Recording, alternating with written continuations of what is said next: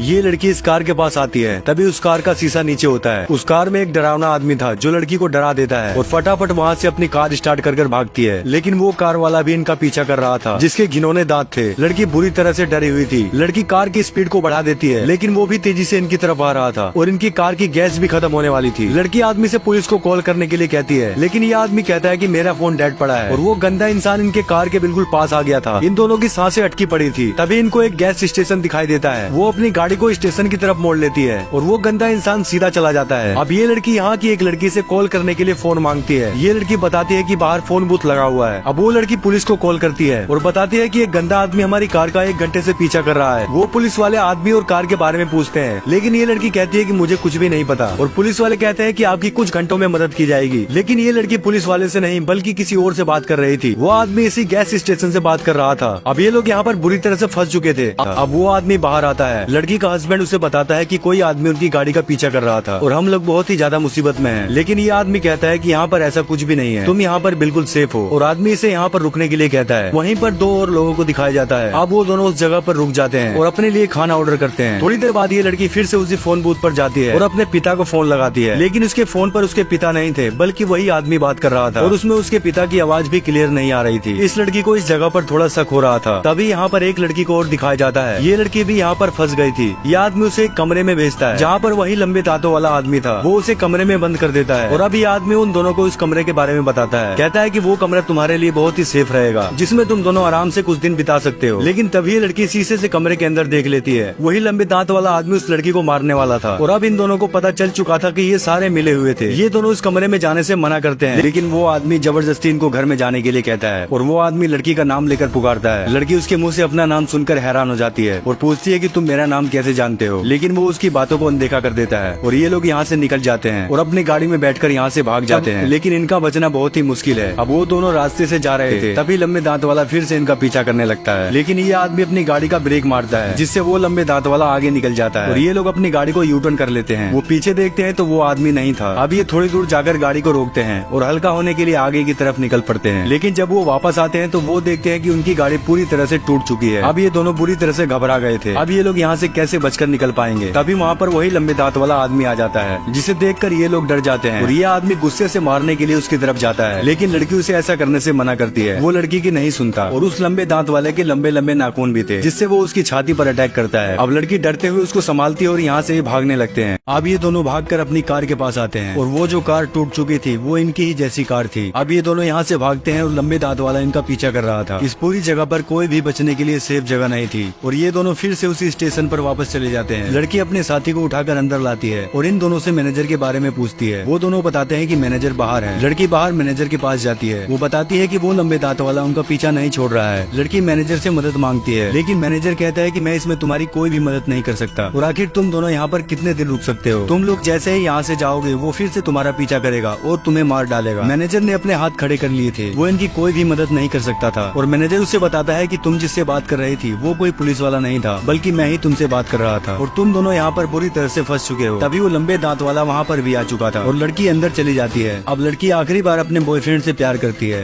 क्योंकि ये पल इनकी जिंदगी का आखिरी पल था और यहाँ से अपनी गाड़ी स्टार्ट कर चल देते हैं और इनके सामने वही लंबे दांत वाला आदमी था। वो इनकी गाड़ी को टक्कर मार देता है, जिससे